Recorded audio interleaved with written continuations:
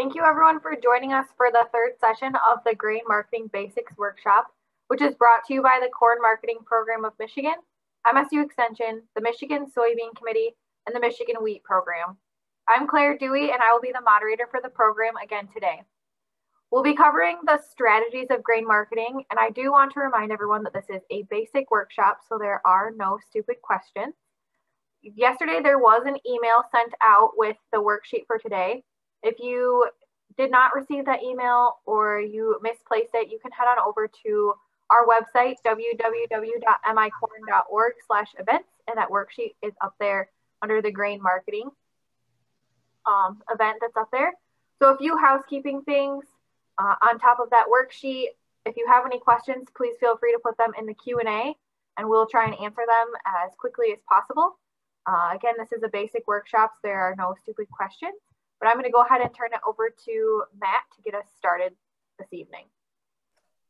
Great. Thank you, Claire. And thanks to everyone for coming back for our third week in our Grain Marketing Basics Workshop. I'm just going to get my slides rolling here.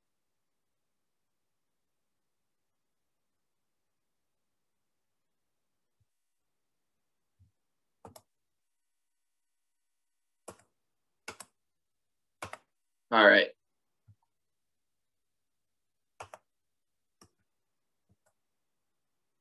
Whoops. All right. So thanks everyone for coming to our third week. So our plan for tonight, last week we were talking about options. And tonight we're gonna kind of keep on that same tack.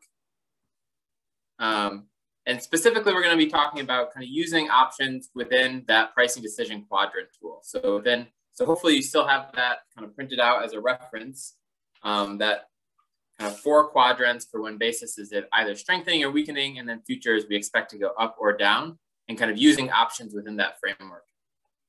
So specifically, we're going to talk about when would be the time to store cash and buy a put. What sort of market signals would you be looking for if you're going to sell cash and buy a call? And then after we kind of finish up our really basic review of options, we're going to have a Q&A with some representatives from Michigan Agricultural Commodities.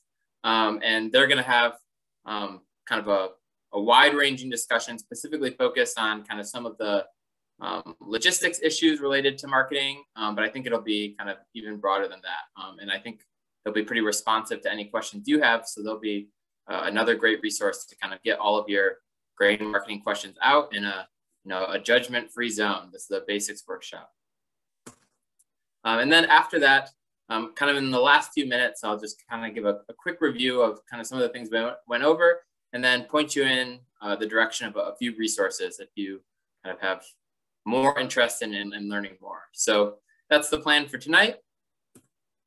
And so I'm going to start off with that same quadrant pricing tool. So just kind of a quick review. In the left-hand corner, we have where the basis is weakening and we expect futures to go up. That means we want to lock in the basis now and lock in the futures price later. In the top right, we want to lock in both prices later. The prices are bad now, and we're going to have a stronger basis and a higher futures price down the road. And then we have kind of the opposite of that, kitty corner to that, where we expect the basis to weaken and the futures to go down. So that's a setting where you might think about selling cash. And then later today, we'll talk about kind of selling cash, but still, if you're wrong and futures go up, leaving yourself the opportunity to get some upside with a call. And then finally, in the lower right-hand corner, we have where the basis is strengthening, but futures prices are going down. So we want to lock in the futures price now and then lock in that basis later. So I kind of want you in the back of your mind as we go through the options, and then we're going to be tying back kind of how the options play out within this framework.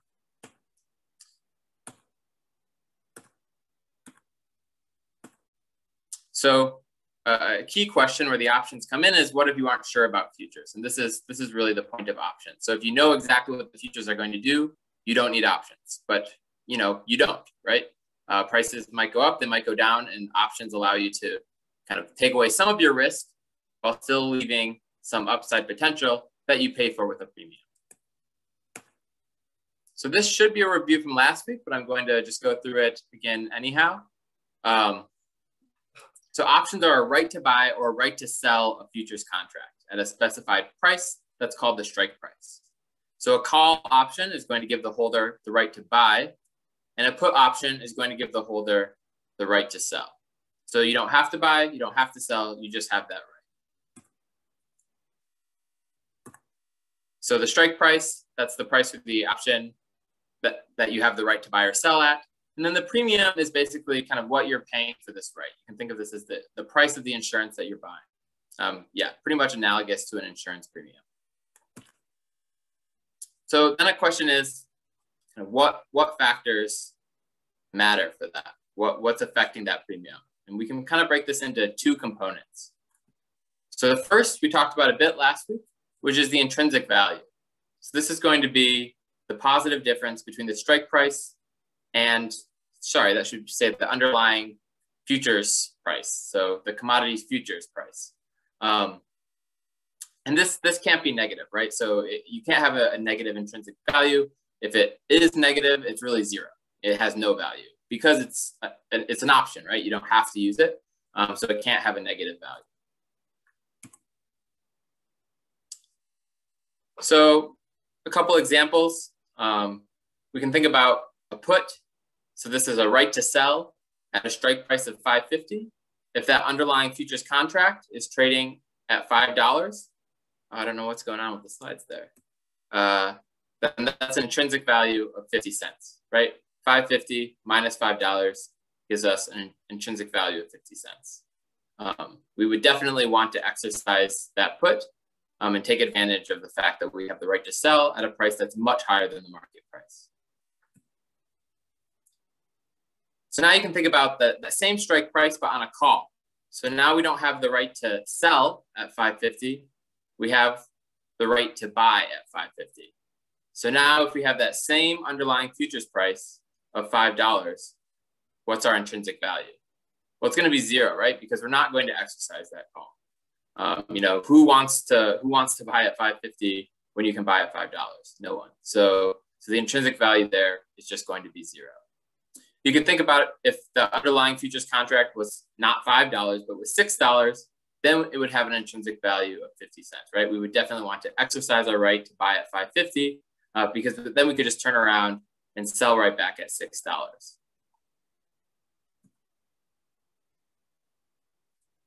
So that's the intrinsic value. So what's the other portion where this premium is coming from?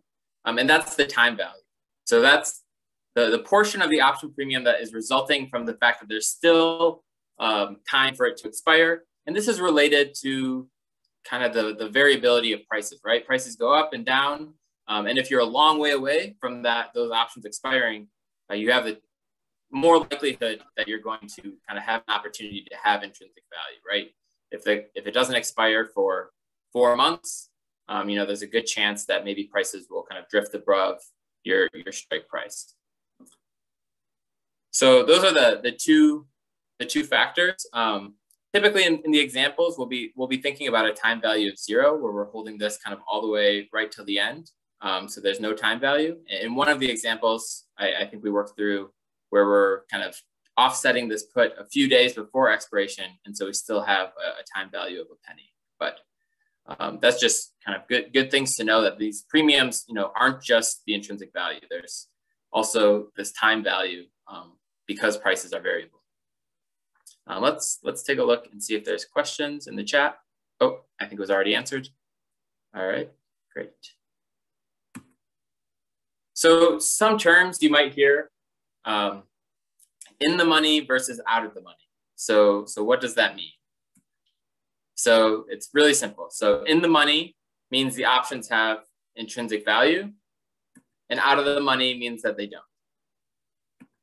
So if we think about a May futures contract that's trading at $5, a $4 call is in the money. A strike price of $4 on a call is in the money, but a $4 put is out of the money, right? Because who wants the right to sell at 4 when you could be selling at 5 on the market, versus the right to buy at 4 would be very valuable, $1 per bushel. So just another example. I know I'm maybe belaboring the point here, but just to have it kind of the flip, a 505 put is in the money, but a 505 call is out of the money. Again, for a May futures contract that's trading at $5. So sometimes you'll hear people use the term on the money, and that means kind of that the strike price is exactly where it's trading. You know, that's pretty rare that it would be exactly lined up. So because they have to fall at specific intervals. So it's sort of kind of a general term for when it's very close. But in the money and out of the money are common terms that you might hear used to describe these options. All right. So we're going to look at the right side of our pricing quadrant tool. So what's happening on the right side? We have basis strengthening. So this means that we don't want to lock in our basis right now. We want to hold off and lock in the basis later. So why did I kind of highlight the whole right side versus just kind of one quadrant? And this reflects the idea that futures prices are uncertain, right? So if we knew for sure that futures prices were going to go up, we would just kind of focus our attention on this upper quadrant, but we don't know that. You know, there's some probability that they might go up, but there's also some probability that they might go down. So you'll see item 3 here is the same in both quadrants. And that's because it's going to allow us to lock in the basis later and buy some protection from declining futures prices, but still allow us to get the upside if there's a rally. So storing cash and buying a put. So this kind of typically would assume that you have some on-farm storage. I mean, you could always contract off-farm storage, but it makes the math a lot harder, obviously, to pencil out. So you're going to hold the grain and then you're going to wait for an improved basis. Buying a put protects you against the futures prices going down. So you have some protection if it turns out that you're in this bottom quadrant, but you can still benefit from prices going up if it turns out that you're actually up here in this upper quadrant.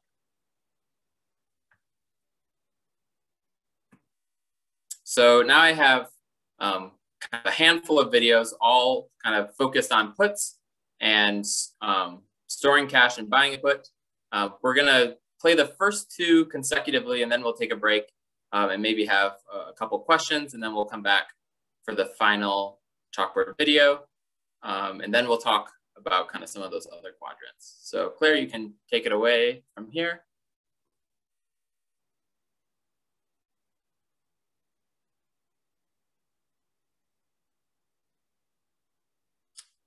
Do you have those videos ready, Claire?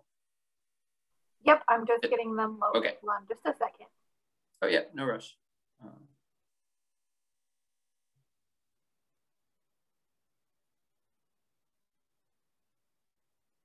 In this video, we're going to walk through a simple example of storing cash and buying a put, and we're going to compare it to a simple hedge.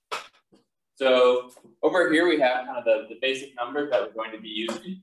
So we're going to say, we're going to pretend that we're in February, and we're going to say that cash is at 525. And looking at a July futures contract, we're going to say that's trading for 562. We're going to say the expected basis in June is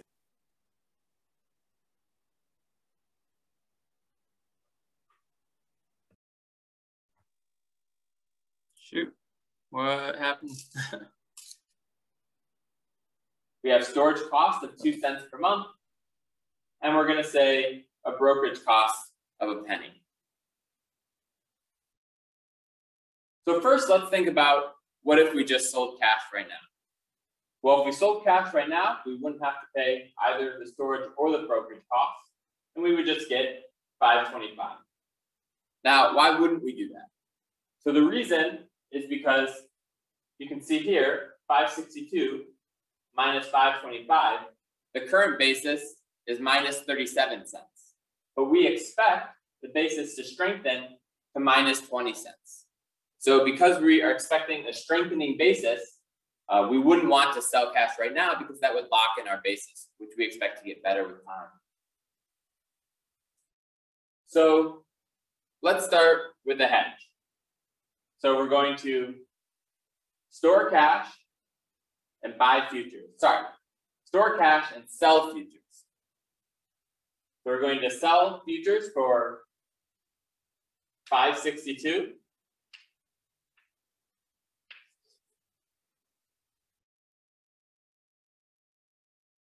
We have to take out our storage costs. That's 2 cents times 4 months is 8 cents.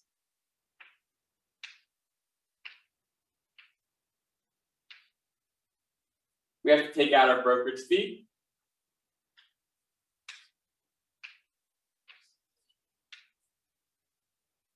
And then when we sell the cash in June, after storing it, we're going to expect that basis is 20 cents. So we have to take that out too.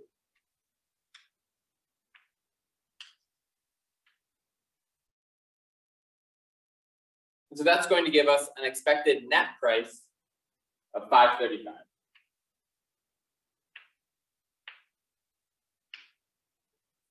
So why is this an expected price? Because it's based on our expected basis. So if the expected basis is different than what we expect, then the net price that we receive will also be different. So now let's look at storing cash as before, but this time buying a put. So a put is the right to sell, right? So what price will we have the right to sell at? We're going to assume that we're looking at a put at 560. So just about, so just barely out of the money, right? So right about on the money. So at the current futures trading, 562, this put has an intrinsic value of 0. But if prices fall at all, it will start to have intrinsic value. So I've just put 560 here as an example, but you could kind of buy a put for any price that you were interested in, but the premium is going to vary with that. So kind of the more valuable your put is, the higher premium you're going to pay. So the premium I chose here was negative 30 cents, and I tried to make this pretty realistic. So for a put that's at a strike price that's just about on the money, pretty close to the futures price, that's about what they were trading for today. One thing to note is that these brokerage fees, it could be anywhere from 1 penny up to 3 pennies, kind of depending on who you're working with. So I just am assuming 1 here, but it could be potentially 2 or even potentially 3. So now we're going to calculate an expected minimum price. So before we calculated an expected net price, but here we're going to be calculating an expected minimum price. So we're going to work through this pretty similarly to what we did for the hedge, but now we have the premium to consider as well. And the answer that we get is going to have a little bit of a different interpretation that I'll explain more. So we're going to start at 562.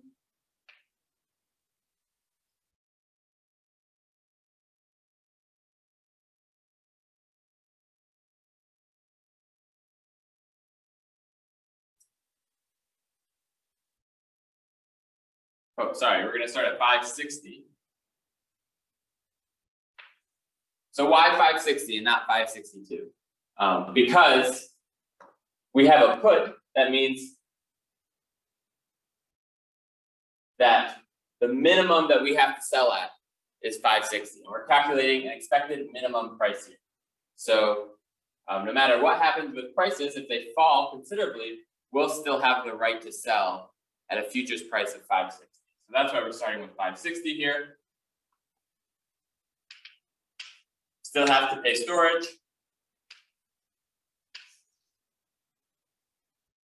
Still have our brokerage fee.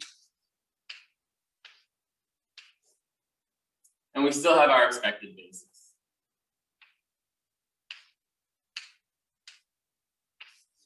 What am I missing? The premium, which is 30 cents.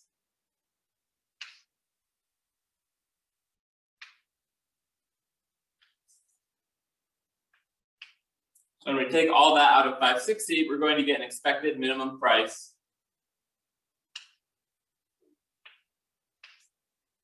of 501. So why is this an expected minimum price? It's the same reasoning as before, right? We are assuming an expected basis of minus 20 cents, but in reality, we could see a stronger basis or a weaker basis than that. So this is kind of the expected minimum price that we would get. We wouldn't expect to go below that unless the basis is weaker than we expect. So let's compare this 501 to the 535 or the 525 in the cash market. So it's obviously lower than what we get an expected net price for the hedge, and it's lower than just selling in the cash market. So why would we do this? And the reason is that this option, unlike a hedge, and certainly unlike selling cash, allows us an opportunity for upside. So let's say that when we get to June, July futures are trading at $6.62. So they went up $1.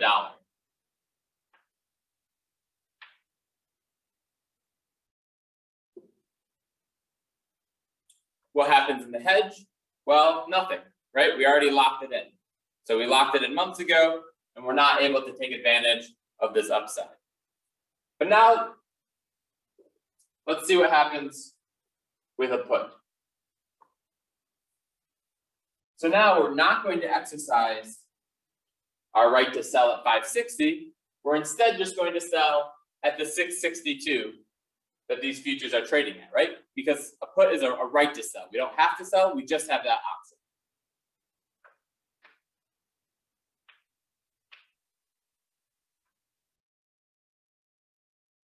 Everything else stays the same, right? Storage is the same, the brokerage fee is the same, we still have an expected basis of 20 cents, and even though we're not exercising our put, even though we're not using our right, we still have to pay that premium. Just like you buy insurance on your car, and even though you don't crash it, you still have to pay insurance. Same logic here.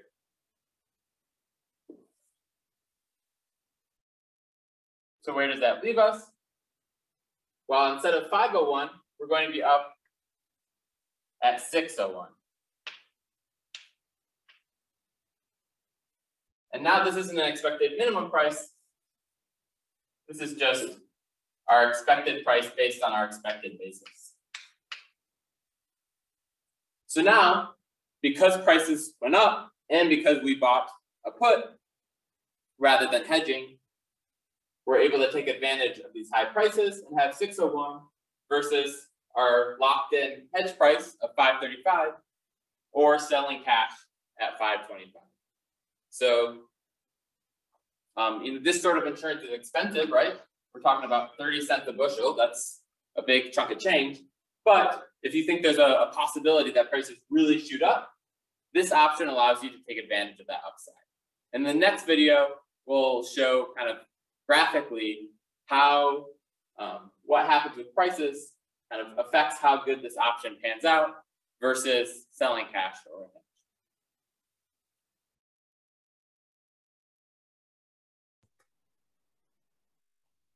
So just real quick, if you possibly noticed if you were paying attention, so it shouldn't have been 601, it should have been 603. So that it's 662. So I forgot my 2 cents on top of the 660.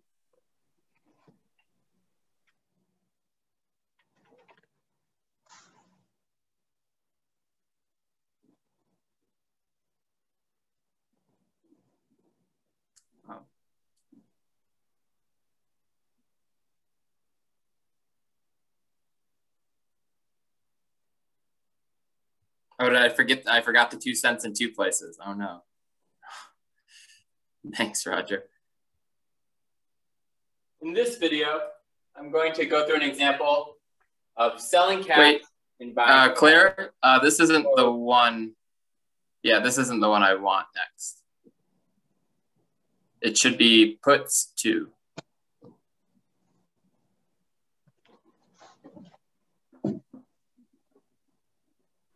Hold on just a second. It looks like I have it pulled up, but it's sharing the wrong screen. Hold on just a moment.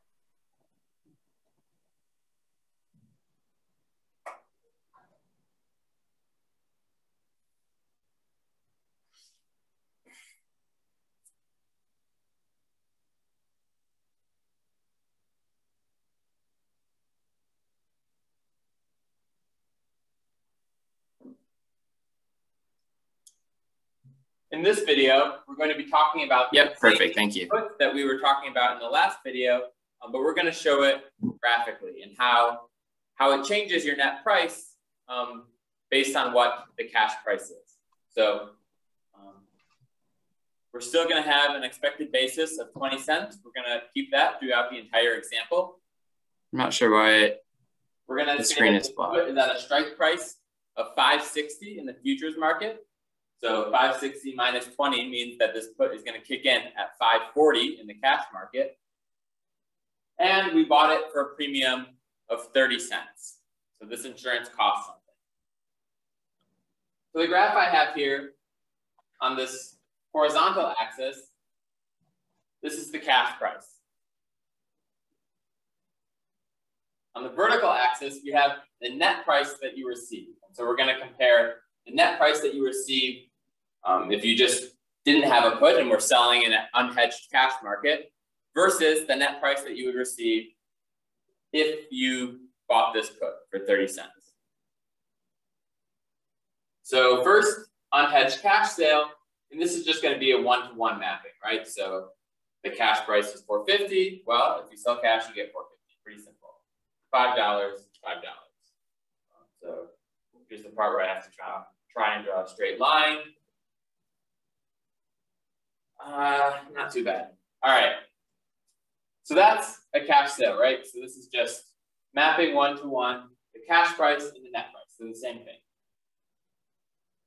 So now we're going to say that we bought this put that's at a strike price of 560, but that's in the futures market. So in the cash market, this is kicking in at a price of 540.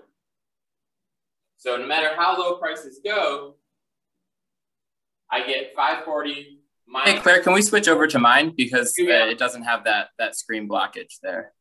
I'm not the only one seeing that, right?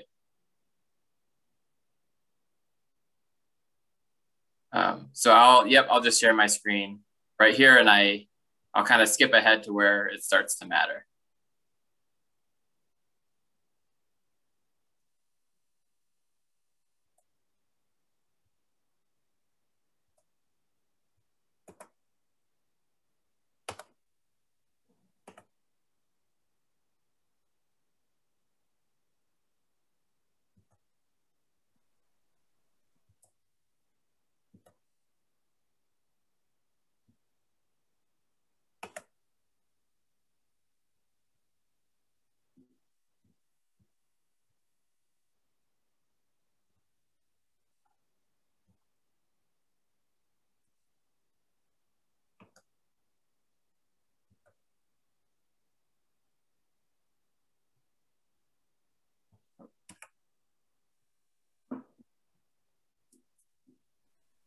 Matt, I can't hear it, the video.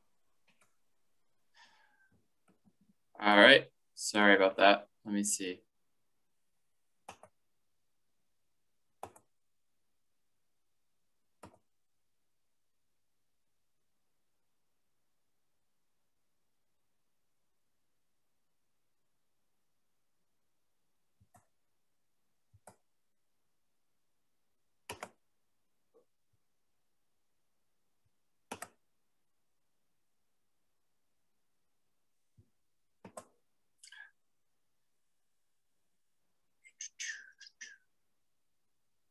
You may just want to stop your share and then. Yep. I'm going to take 2 on the screen sharing.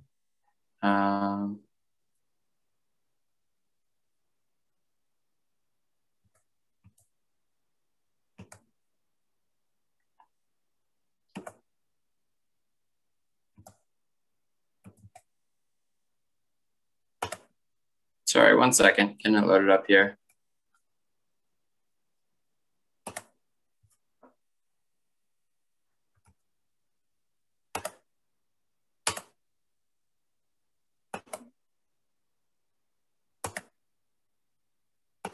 Mapping one-to-one. All right, is that working? And the net price, so the same thing.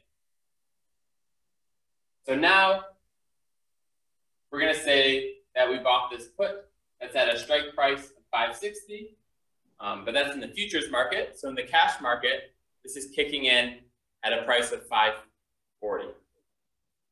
So no matter how low prices go, I get $5.40 minus the 30 cents I spent on a premium.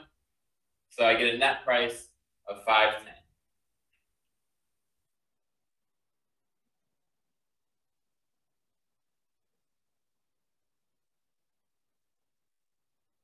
So this is my expected minimum price from before, right? So right at $5.10, this is my expected minimum price if I bought this put. Now, when prices go above the strike price, when futures prices go above the strike price, what happens? Well, I still can take advantage of that upside, right?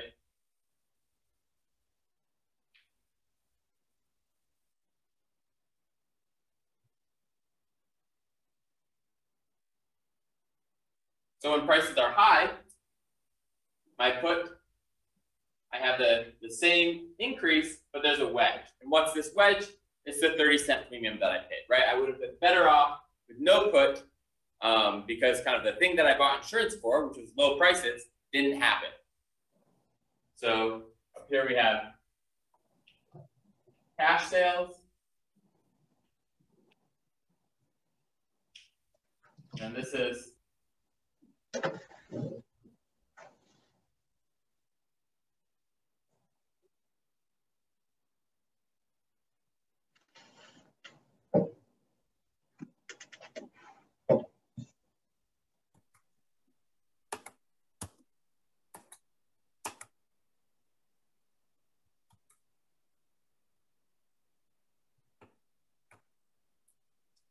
all right, well, I don't know what's going on with the video, so let's see.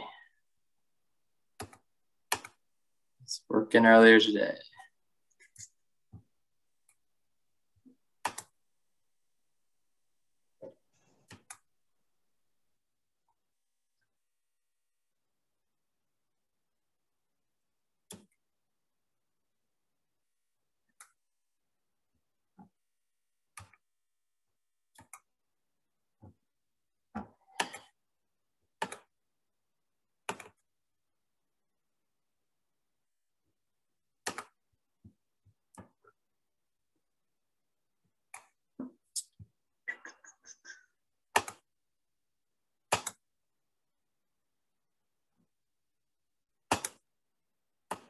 So let's say that I bought the right to sell at $5.40.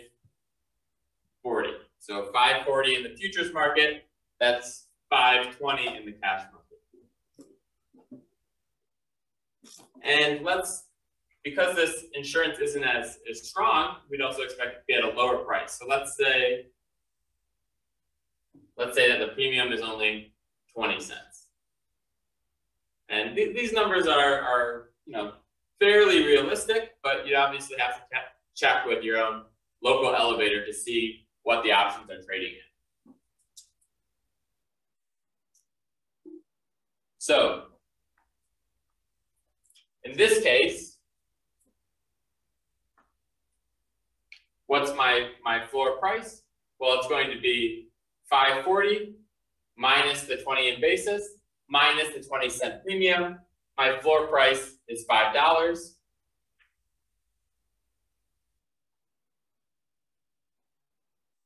And then once I get to $5.20, kicks in. So you can see that this cheaper put at a lower strike price falls in between when prices are good, right? So when prices are good, I don't pay as much of a premium, so there's not as big of a wedge. But as prices start to fall, the more expensive put kicks in earlier, and the less expensive put kicks in later, and at a lower floor. So you can think of this as, again, back to the insurance example. If you want to pay for insurance with a really low deductible that kicks in right away, it's going to cost you a higher premium. Exactly the same logic here.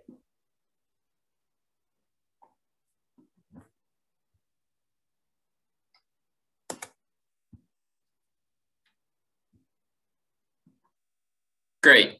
Yeah, we can open it up for a few questions if people have questions on those two videos. Again, sorry for the technical difficulties there. And then kind of if there's no questions, or kind of after we answer a few questions, we'll go to the last chalkboard video on puts.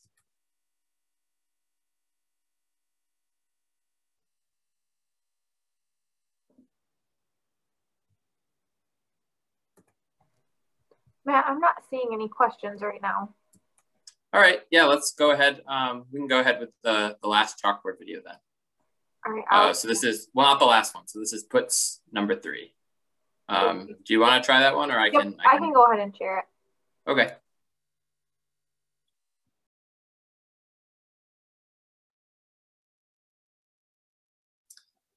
In this video, we're going to work through looking at 2 different puts at different strike prices and different premiums for a hypothetical price situation. So in the worksheet that got sent out ahead, this is the 3rd column. So if you want to kind of follow along, you're going to be in that 3rd column of the worksheet. So we're going to use a lot of the same numbers that we've used in prior videos. So we have a futures price of 562. This is a July futures price. We're pretending we're in February. We're going to kind of unload this contract in June, so 4 months away. And that June expected basis is minus 20 cents.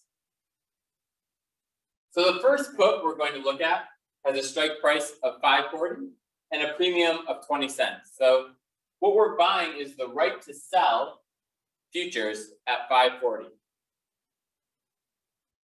The second put that we're going to look at has a strike price of 560. So this is kind of a more valuable right. So we're buying the right to sell at an even higher price.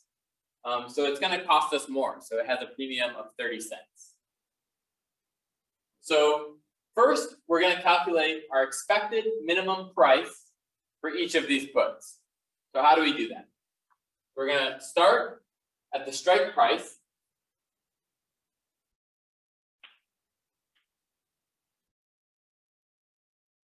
Then we need to subtract storage. So 2 cents per month times 4 months is 8 cents.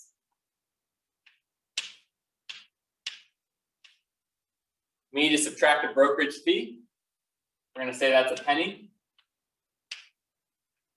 We need to subtract the premium, right? We're paying for this right to sell, and we need to subtract that cost from our strike price. So minus 20 cents premium. And then we have to subtract our expected basis. So 20 cents.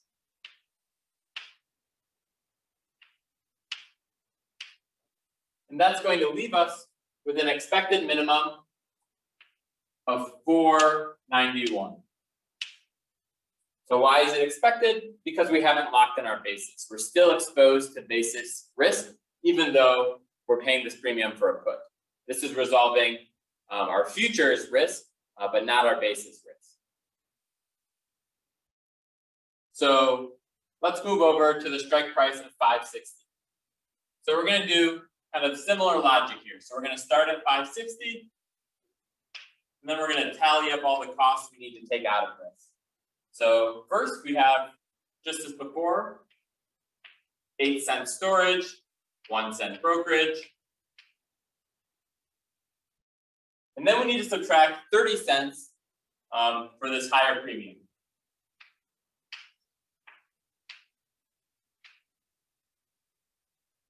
And then we again subtract 20 cents for our expected basis.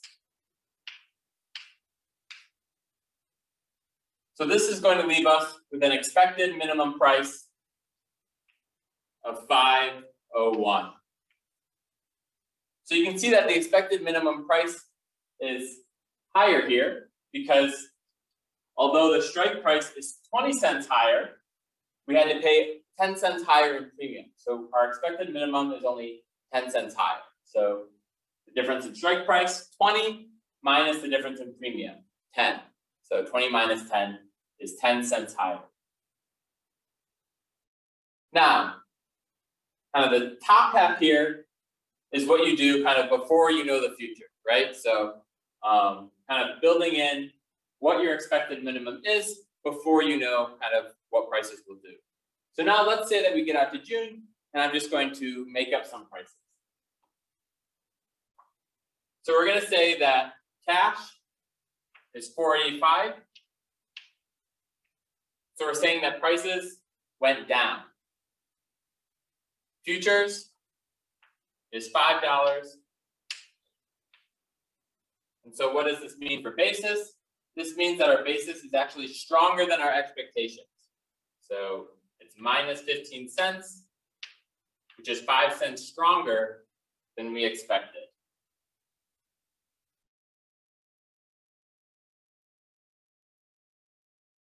So now let's look at this first put. So I'm going to start on the second line here. What's the intrinsic value of this put? Well, it's going to be the strike price minus the futures. So we bought this right to sell at 540, and it turns out that it's a good thing we did because futures are now trading at $5. So the intrinsic value is going to be 40 cents. And now let's say maybe there's a few days left on this put option. So there's still a little bit of time value. So let's say that there's a penny in time value.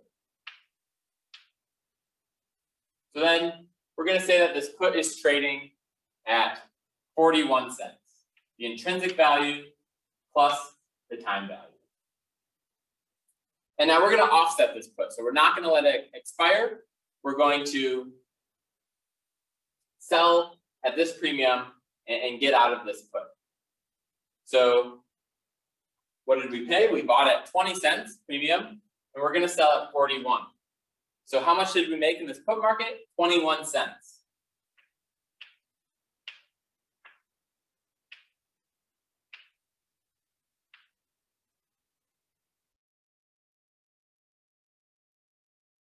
So now we're going to sell the cash grain that we stored at the current cash price of $4.85.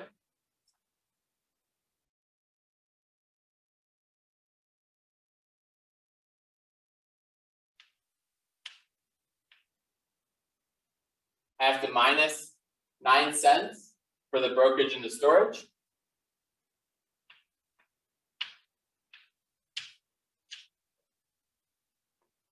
And then we have to add back 21 cents that we made in this put, that we made on this put. So this kind of factors in the premium cost because we offset it and actually came out ahead. So 485 minus 9 plus 21. And the basis is already baked into this 485, right? So where is that going to leave me? I'm going to be 485 plus 12 is going to leave me 497.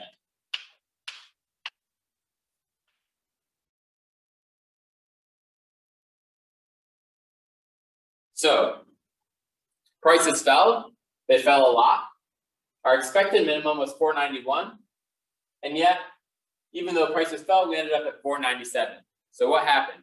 Where's that 6 cents coming from? Well, this assumes a time value of 0, this expected minimum price. But in reality, we had a time value of 1. So there's 1 penny. And then the other 5 cents came from our strengthening basis. So we expected a basis of minus 20, but we found that it strengthened to minus 15. So it was stronger than our expectations by a nickel. So a nickel there, a penny here, and we have a net price that is 6 cents higher than our expected minimum, even though prices fell below the strike price. Now we're going to work through the same logic for this more expensive put. So what's the intrinsic value? Well, it's 560 minus 5, so we have 60 cents.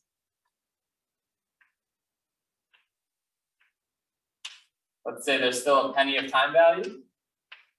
So that means these puts are currently trading at 61 cents. So 61 cents is what we're going to get when we offset this put, minus our premium of 30 that we paid. So we're up 31 cents on the put.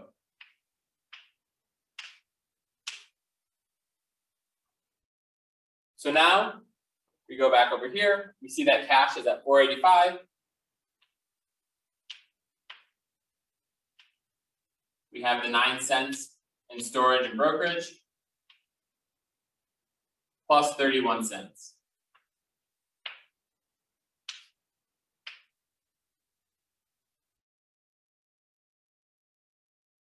We're going to see that that leaves us with 507.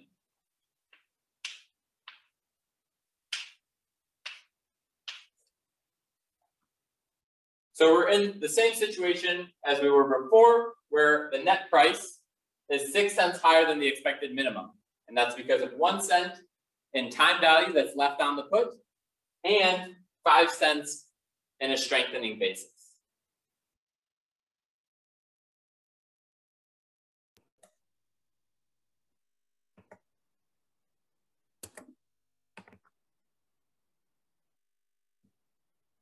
Great.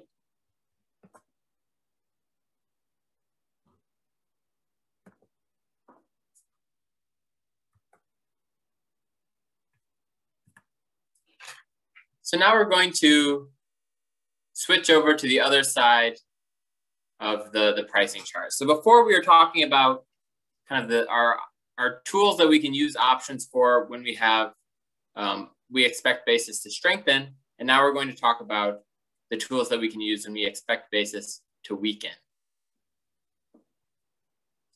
So in this case, we want to lock in the basis now, right? So the way that we lock in the basis now is by selling cash. But then we're kind of in the same situation as before, where we expect the basis to weaken, but we're really not sure kind of what's going to happen with the futures market. You know, it might go up and we'll be in this top right quadrant, or it might go down. So by buying a call, this is the right to buy a futures contract at a specific strike price. We can take advantage of potential upside if we end up being in this upper left-hand quadrant, while still being protected against price decreases because we don't have to exercise it, right? So we've already sold cash. So if prices go down, you know, it doesn't hurt us beyond what we paid for the premium. So yeah, so actually I think I'll leave it to the chalkboard video to kind of explain the dynamics of this. But yeah, we can get that last video going, and then we'll switch over afterwards to our guest speakers. In this video, I'm going to go through an example of selling cash and buying a call. So when would we want to do this?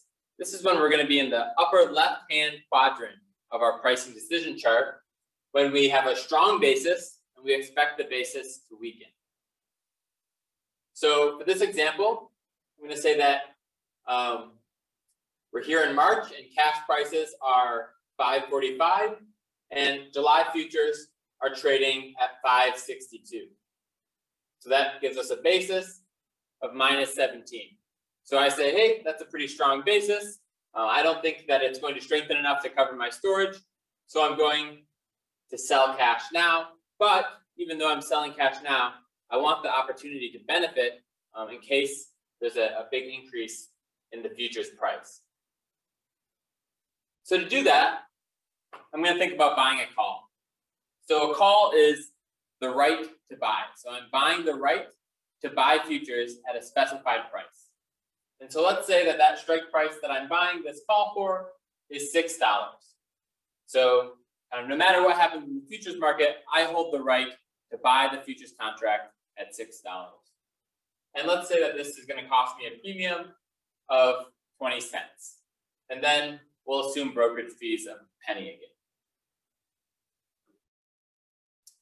So now we're going to go through the calculations to calculate a net price. So what's first? So I sold cash at $5.45.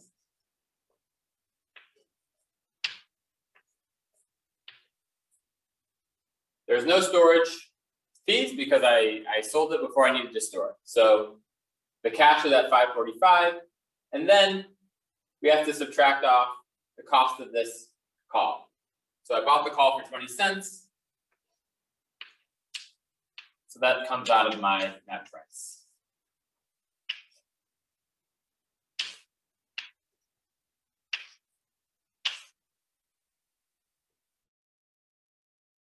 Now let's jump ahead to June, and we're going to make up some new numbers for prices here. So we're going to say first that futures really shot up. So we're going to have futures are trading at 650, and we'll say cash is, doesn't really matter, but we'll say that cash is 635, and that makes the basis minus 15 cents. But the fact that the basis is minus 15 cents doesn't matter, right? Because I already locked in my basis with the cash sale before. So the basis is locked in. What matters is this futures price. So this 650 is what's going to matter. So what's the intrinsic value of the call that I bought? Well, it's going to be 650 minus the strike price. So it's going to be 50 cents is the intrinsic value. So for this example, we're going to assume that we are going to hold this right up until the expiration date, right before then. So we're going to say that the time value goes to 0. But it's important to know that the intrinsic value is the minimum that you're going to get, right? So the premium on the call is never going to be less than its intrinsic value. It can only be more than the intrinsic value if you have some time value in the call still. So the value of this call is going to be 50 cents.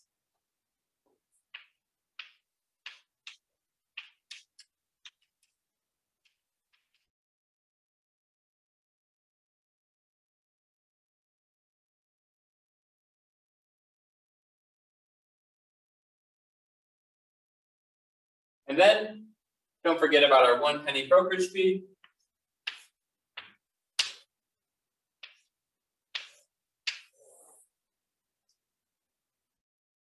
And this is going to give me a net price of 575 minus a penny is 574.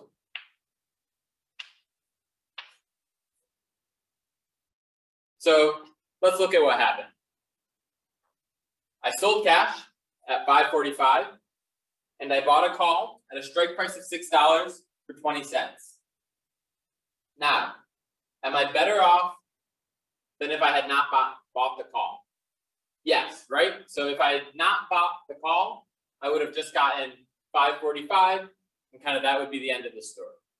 But instead, because I had the opportunity to take advantage of this price rally, going from 562 up to 650, because I bought a call, I had the opportunity to take advantage of that, and so I got a net price of 574. Now, if I had known that prices were going to shoot up, I wouldn't have sold here, right?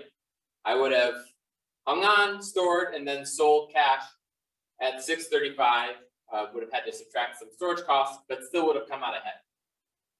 But the reason you buy a call is because you don't know what's going to happen, right? So this gives you the opportunity to take advantage of price surges while also offering you the protection of selling cash. So this is an example of kind of how the net price works out with a call if prices go up.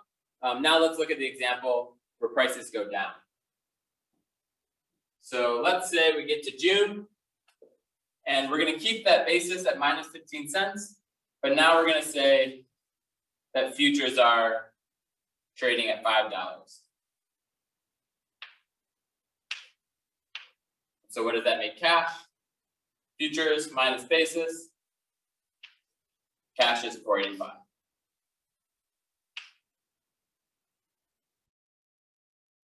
So what needs to change over here? Well, the cash price that I sold at is the same, right? I already sold in March at 545, so that stays the same. The premium, I already bought the call back in March, So that stays the same. So what changes now is the new value of that premium. Sorry, the new value of that call. So what's the intrinsic value of the call? Well, it can never be negative, right? So because the futures are lower than the strike price, this call has no intrinsic value. So it might still have some time value, but it has no intrinsic value. So I'm going to put a 0 there. And then how does this shake out? We're going to be at 524.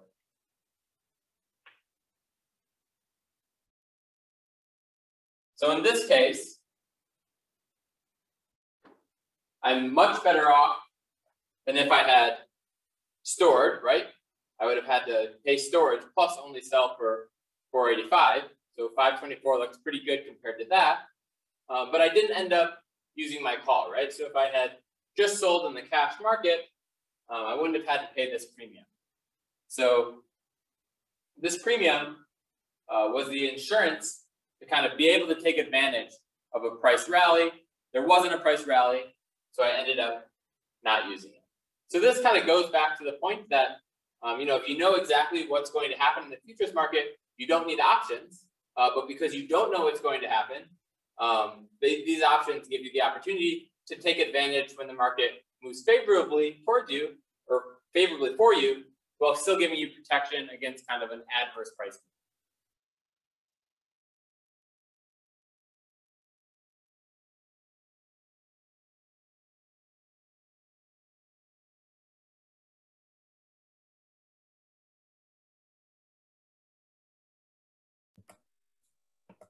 Great. So I just want to make kind of one more point on the pricing decision tool, and then we'll turn it over since it's almost 8 o'clock.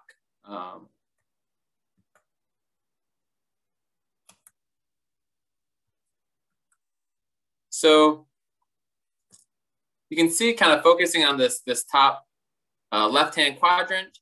Last week we covered basis contract and sell cash buy futures. And today we covered number 3, sell cash buy call. Number 4 we're not going to cover, but it's similar logic with the call, except forward contracting rather than selling cash. And then number 5 is a minimum price contract. So that's going to be pretty the same dynamics as number 3, but you're going to be working with an elevator to do that. So this has the advantage of, just like a hedge to arrive has the advantage over a hedge of, you don't have to manage margin calls. That's going to be the same situation there.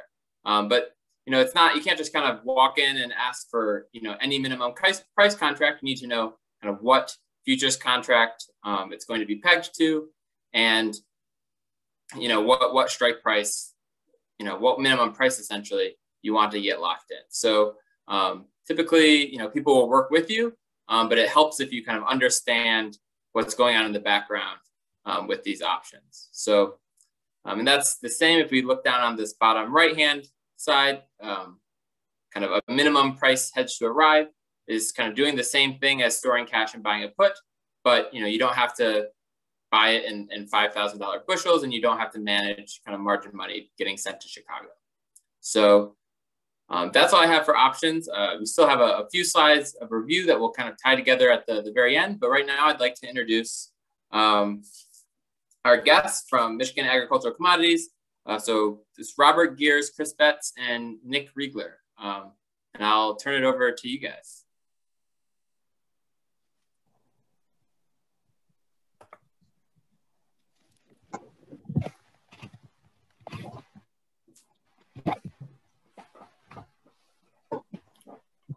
All right. Well, good evening, everyone. I don't know if Nick, if you wanted to introduce everyone or if you wanted me to do it, but I can kick off by just introducing myself. I'm Robert Gears. I'm currently the merchandising manager for Michigan Agricultural Commodities. I've been with the company for 16 years now, and I've worked in many aspects of the business, from elevator operations to hedge desk to grain originations to now currently overseeing our corn and soybean originations and sales. And I also have the pleasure of working with Nick and Chris in the Lansing office, and maybe we can have the two of them kind of give you introduce themselves and give a little bit of a background.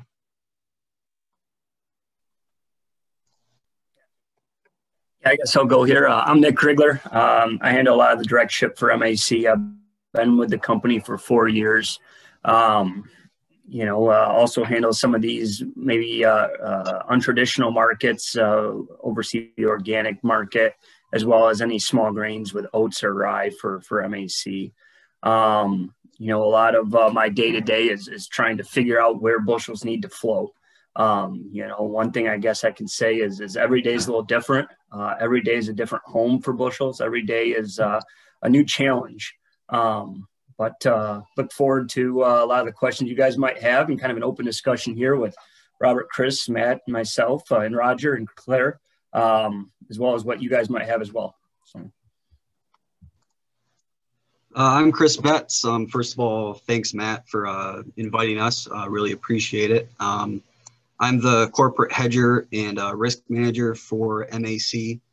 So I'm the person that executes all the futures hedges for MAC across the company. I'm also responsible for developing and executing marketing tools that we use. You've gone over quite a few of them, looks like, already in the program. But hopefully this can be at least a little bit interactive. So if any of you have some questions that you want to get in with the three of us, then don't hesitate to ask. Yeah, I think now would be a good time for Claire, if you want to throw up. We have a couple of poll questions just to kind of take the pulse on kind of what sort of discussion questions you would most like to see answered. We might get a chance to talk about them all, but just to kind of get a temperature of the room.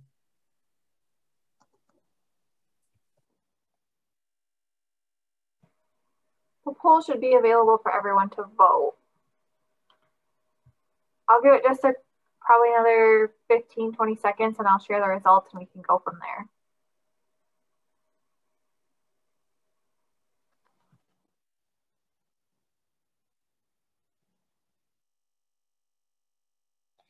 Matt, did you have the questions kind of split up? Because I think we had maybe 10. Yeah, so there was 10 questions. Yeah. So just the way the Zoom works, we're going to split them into 2. So I think maybe we'll kind of go from here and this will kind of get us started and then we can do the next batch. All right. Are you able to see those answers? Yes, we are. Awesome. Yeah, we got them. Yeah, that's pretty slick.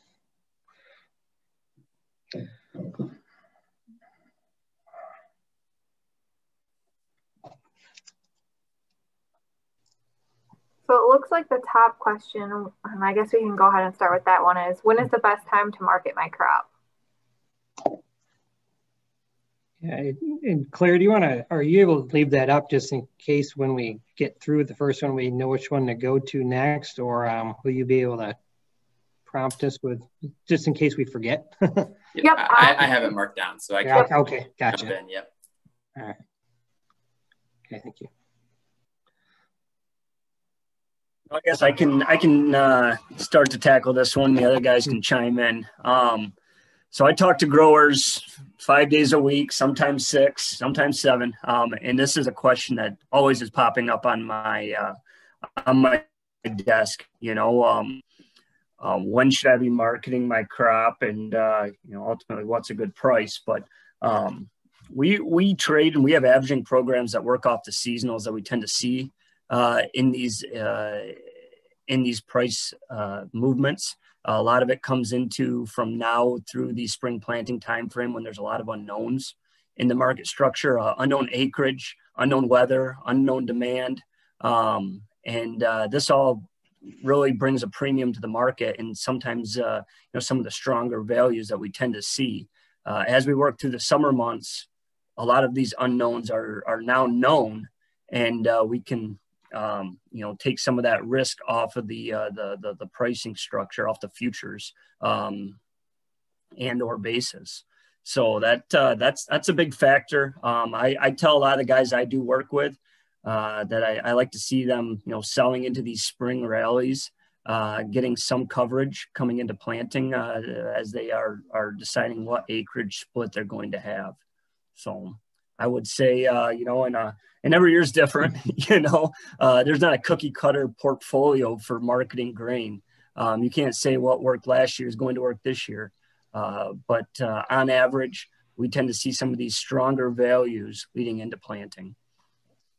Yeah, especially I think we see a lot of volatility around the planting intentions report at the end of March as the market tries to buy acres, whether or not they trying to match what the market needs with what the growers' intentions are. So it really seems to be, starting at really now through planting, but really around that March 31st report is when we see a lot of volatility, and when we really start to have a good idea what's going to get in the ground. And it's also a good idea to then start to making some sales if you haven't already. And I'll just piggyback off of what both Nick and Robert said about seasonals, which are true. But I would argue more broadly, the best time to market your crop is before you have to, right? So if you're at the mercy of the spot conditions, then you're not taking advantage of any of that unknown premium that's priced in the market before you get there, right? So if you're always forward contracting, you are always pricing in some kind of unknown into the market in general, right? And obviously, like Nick said, the same time period isn't going to work every single year, but if you're marketing for 20 years or 30 years or whatever it is, and you're constantly forward contracting, you are pricing in some kind of premium for just the unknown of not waiting until you have to sell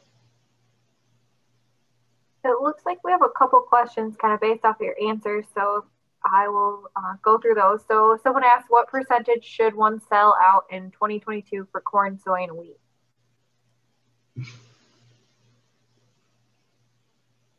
Who wants to jump on that sword? I can start. A lot of that comes down to first knowing your cost of production. I know this gets hammered. It was something that we talk about as a merchant group. And a lot of guys, it seems simple, but a lot of folks in production agriculture just simply do not know their cost of production. They don't know what a profitable number is. And there's still a lot of unknowns going out to 2022. Unknown FERT cost, unknown seed cost, unknown land rent on unrented acres. But land being one of the larger factors coming into play here, I think a guy can relatively peg what those production costs would be and start to inch into sales. My strategy is many small sales and taking a strong average. If you're constantly selling at a value that makes sense for your operation, you're going to be happy with the end result. You're not going to hit the highs, you're not going to catch the lows, but you're going to be essentially marketing at a profit. So I think a guy sits down, takes a hard look at his production costs for 2022 and maybe starts to inch into some of those sales. Yeah, the key is just if you're able to cover those costs, those expected costs of production, and give yourself a reasonable return, it's the perfect time to start, as Nick said, inch into those sales. I can't tell you what percentage you should be. I think that's always going to be different by farm. But if you're covering your expected costs and giving you a return that you are happy with, it's definitely a place to start. Yeah, just to piggyback off what Robert said, it's going to be unique for each farming operation. I think maybe it's beyond the scope of this class to get into market specifics, as far as right now.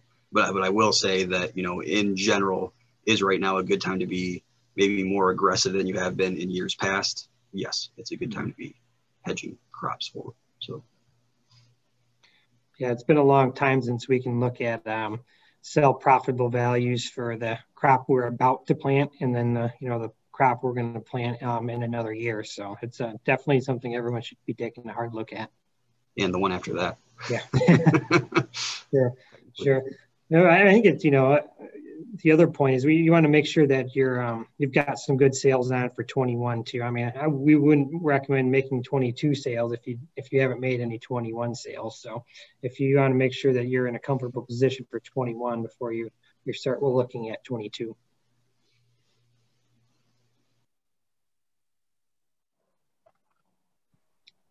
All right, we had another question come in. What suggestions do you have to make sure my banker is signed up for my marketing plan to let it play out?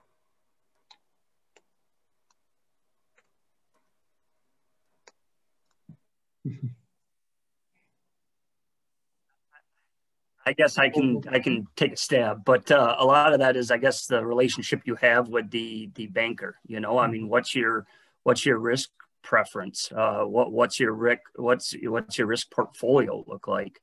I'm going to say everyone's in a different situation. You know, if a guy is heavily leveraged and he needs these kind of values to cover cost of not just for this year, but even cover maybe costs from last year's crop, everyone's in a different situation. I think that is a more one-on-one conversation you have with one, your banker, and then two, your grain marketer.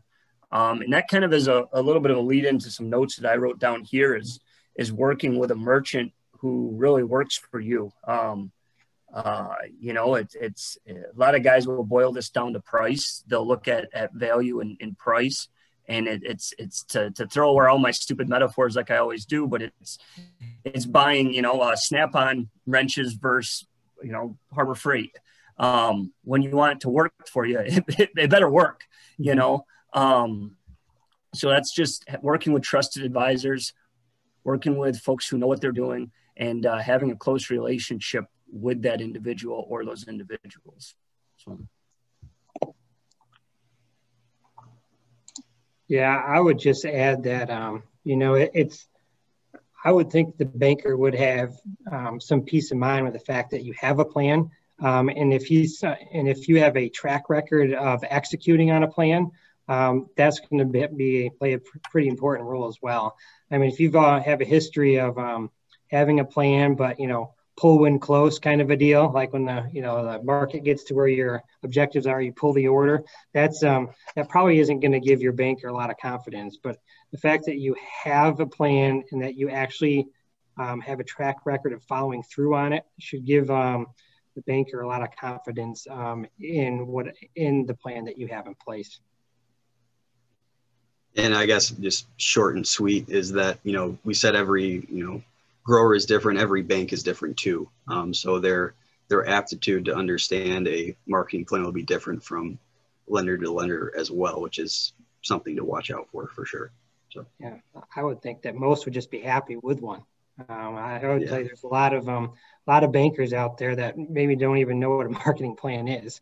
The fact that if they are pushing you for one, and that you have one in place, you're ahead of the curve already. And be willing to give it to them, for sure. Yeah. All right, I'll move back over to the discussion questions. The next one we had was, how should my marketing program be different if I have on-farm storage?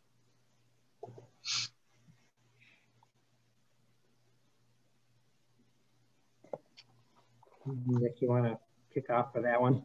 Nick works with a lot of growers with on-farm storage, so he has a lot of experience with this type of customer, especially with getting forward contracts on and using HTAs to lock in a futures price and take advantage of hopefully some carry opportunities. But you've got two different growers out there, and really, I guess you can't put them both into just one or two groups. You've also got guys who have storage that don't have enough space that need to move at harvest. What I tell folks is guys that have bushels that need to move at harvest, they need to be a little more aggressive with their plan. Last thing you want to be doing is combining that crop and saying, okay, it's on the truck, now what? That's not the time to start marketing your crop. That's not the time to put a plan in place.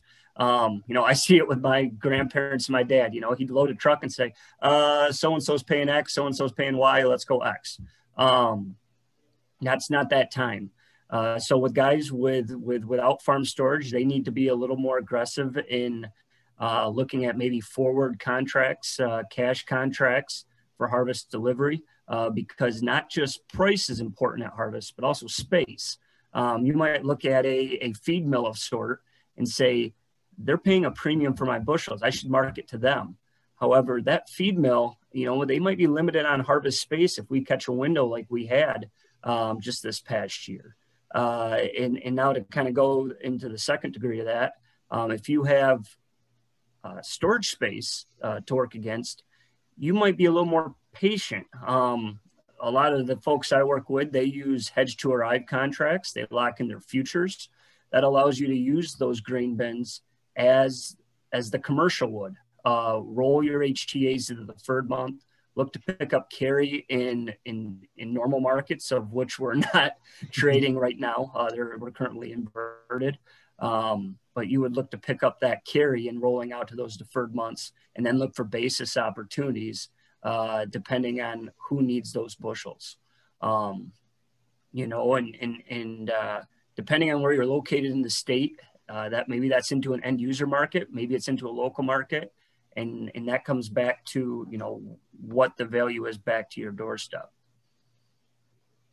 Yeah, I think a lot of growers with space have a lot of flexibility as they can look beyond their backyard for the best market. Because if you're a grower that needs to move at harvest time, you may be captive to the closest market, as it's the most convenient. But if the growers with space and growers with HTAs, they can look outside of their backyard and look for the best opportunities, because they're, you know, their closest, you know, feed mill or ethanol plant or elevator, maybe their basis is 20 under. But if they can go to a feed mill 2 towns over and it's 20 cents better basis and it only costs you 10 extra cents to get there, I mean, you're 10 cents ahead. So I think the value is it buys you time to look for the best market, and it may not always be in your, it may not be the closest one, it may be further, but it could likely cover the additional freight. Right. I have a question on that one, Robert. So how much do you think kind of pricing out also kind of quality discounts and things of that nature when you're comparing elevators, you know, nearby versus farther away? You know, just looking at the price versus kind of trying to get a guesstimate of what sort of quality discounts or premiums you might be eligible for.